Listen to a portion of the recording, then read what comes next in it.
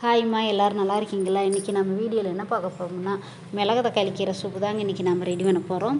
மிளகு தக்காளி கீரை ஒரு கட்டு வாங்கிட்டு வந்ததில் பாதி மட்டும்தான் சூப்பு வைக்க போகிறோம். நாளைக்கு பாக்கி வச்சுக்கலாமே அப்படின்னு. நிறைய இல்லைன்னா ஒரு கட்டு வச்சா நிறையா இருக்கும் இல்லையா, அதனால தான்.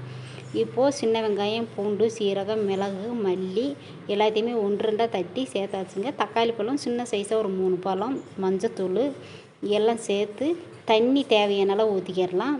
பாசி பருப்பு, தோலோடு இருக்கிற பருப்பு நான் சேர்த்துருக்கேன். உங்கள்கிட்ட எந்த பருப்பு இருக்கோ சேர்த்துக்கிடலாங்க. துவரம் பருப்பு, பாசி பருப்பு ரெண்டில் ஏதோ ஒன்று சேர்த்துக்கிடலாம். பாசி பருப்பு சேர்க்கும்போது இன்னும் கொஞ்சம் நல்லா டேஸ்ட்டாகவும் இருக்கும், நல்லாயிருக்கும். ஒரு சிலர் பருப்பு சேர்க்காமல் வைப்பாங்க, அது அவங்கவுங்க விருப்பம். நான் வந்து பருப்பு சேர்த்து தான் வைப்பேங்க, நல்லாயிருக்கும். பருப்பு சேர்த்து வைக்கும்போது இன்னும் நல்லா டேஸ்ட்டு கொடுக்கும். தண்ணி தேவையான அளவு ஊற்றி நம்ம மூடி வச்சுக்கிடலாங்க குக்கரில். உப்பும் சேர்க்கணும். உங்களுக்கு நல்லெண்ணெய் ஊற்றணும்னா கொஞ்சமாக ஊற்றிக்கங்க. நல்லெண்ணெய் ஊற்றினா இன்னும் கொஞ்சம் டேஸ்ட் கிடைக்கும். லைட்டாக மட்டும் ஊற்றணும், நிறைய ஊற்றக்கூடாது. லைட்டாக ஒரு ஸ்பூனெல்லாம் ஊற்றுனீங்கன்னா நல்லா டேஸ்ட்டாக இருக்கும். நான் எண்ணெயில் எதுவும் சேர்க்கலைங்க. உப்பு தேவையான அளவு நம்ம சேர்த்துக்கிடலாம். அதிகமாக உப்பு சேர்க்கக்கூடாது, அளவாக தான் சேர்க்கணும். இந்தமாரி நீங்கள் சூப்பு வச்சு பாருங்கள், நல்லா டேஸ்ட்டாக இருக்கும். 4-5 விசில் நல்லா வந்ததுக்கப்புறமா ஓப்பன் பண்ணி பார்த்தோம்னா நல்லா வெந்திருக்கும். அதை கரண்டி வச்சு நல்லா மசித்து நம்ம வடிகட்டி குடித்தோம்னா அவ்வளோ டேஸ்ட்டாக இருக்கும்.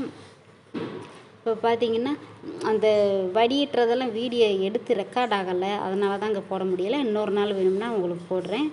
இப்போ மூடி வச்சு விட்டுறலாம் ஒரு 4-5 விசிலு. வாய் புண்ணு, குடல் புண்ணுக்கெல்லாம் இந்த மணத்தக்காளி கீரை வந்து ரொம்ப நல்லதுங்க. இந்த மாதிரி வெயில் காலத்தில் இந்த மாதிரி கீரை சூப்பெல்லாம் வச்சு கொடுத்தீங்கன்னா ரொம்ப நல்லது. காலையில் டெய்லி ஒவ்வொரு கீரை சூப் வச்சு கொடுத்தா நல்லதுங்க. இப்போ பார்த்திங்கன்னா காலையிலேயே நேரத்துலேயே அடுப்படி எல்லாமே சுத்தம் பண்ணிட்டேன். நேரத்துலேயே எழுந்திரிச்சு சுத்தம் பண்ணதுக்கப்புறமா அதுக்கப்புறம் வீடு எல்லாமே மாப் போட்டு எடுத்தாச்சு. இப்போது இந்த துணி எதுக்காக அந்த குக்கர் மூடியில் வச்சுருக்கேன்னா, விசில் வந்தாலும் வெளியில் அடுப்பு அந்த சைடில் டைல்ஸு எல்லாமே தெரிக்காமல் இருக்கிறதுக்காக வேண்டியதை அதை வச்சுருக்கேன்.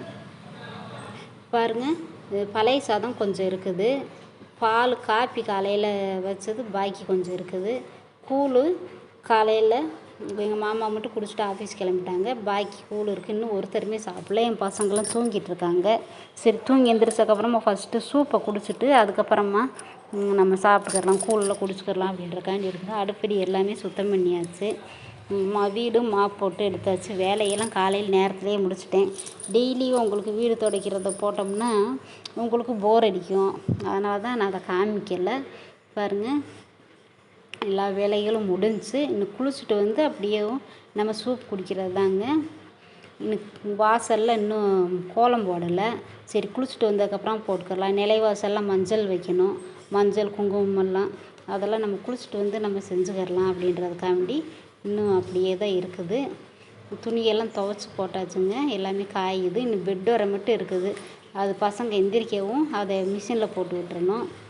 இப்போ குளிச்சுட்டு வந்தாச்சுங்க. சூப்பு நமக்கு ரெடி ஆயிடுச்சு. இப்போது நல்லா அந்த இதை வச்சு மசித்து இந்த மாதிரி ஃபில்ட்ரு பண்ணி மிளகுத்தூள் போடணும்னா போடலாம். ஏன்னா இந்த வெயில் டயத்தில் அதிகமாக சேர்க்கக்கூடாதுன்னு நான் கொத்தமல்லி தழை மட்டும் சேர்த்து குடிக்கிறேங்க.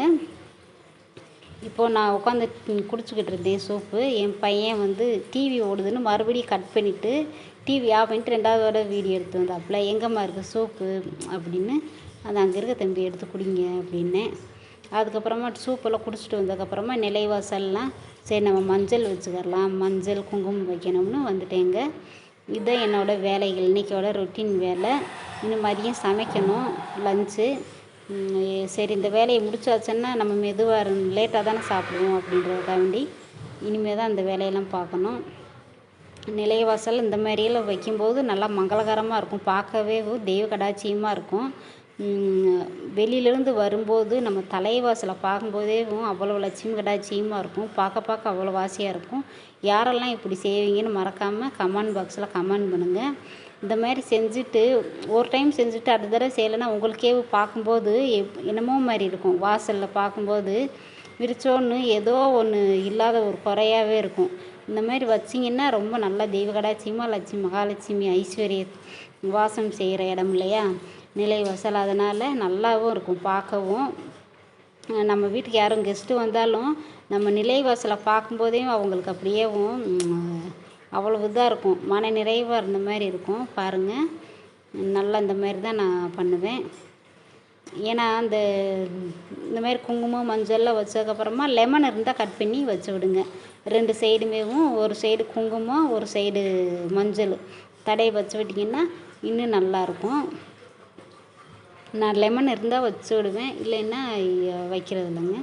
அந்த மாதிரி தான். ஆனால் வாரத்துக்கு ஒரு நாள் குங்குமம் மஞ்சள் தடவி இந்த லெமனை வச்சு விட்டிங்கன்னா இன்னும் நல்லாயிருக்கும்.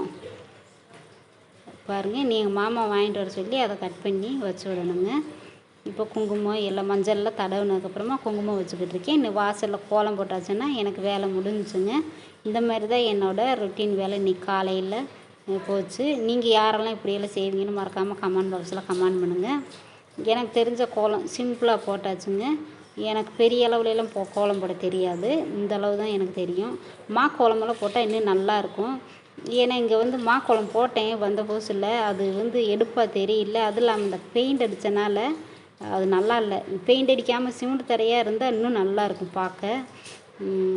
யாருக்கெல்லாம் இந்த வீடியோ பிடிச்சிருக்குன்னு மறக்காமல் கமெண்ட் பாக்ஸில் கமெண்ட் பண்ணுங்கள். இன்னும் அடுத்து எந்த மாதிரி வீடியோ வேணும்னு கேளுங்க, அது மாதிரி நான் போடுறேங்க. தொடர்ந்து நம்ம சேனலை சப்போர்ட் பண்ணிகிட்டே இருக்கிற வியூவர் சப்ஸ்கிரைபர் எல்லாருக்குமே ரொம்ப நன்றிங்க. நம்ம சொந்தங்கள் எல்லாத்துக்குமே கோடான கோடி நன்றிகள். நம்ம வீடியோ பார்க்குற எல்லாருக்குமே தொடர்ந்து சப்போர்ட் பண்ணிக்கிட்டே இருங்க. இந்த மாதிரி தாங்க என்னோடய வேலை போச்சு. பாய்மா, நன்றி, வணக்கம்.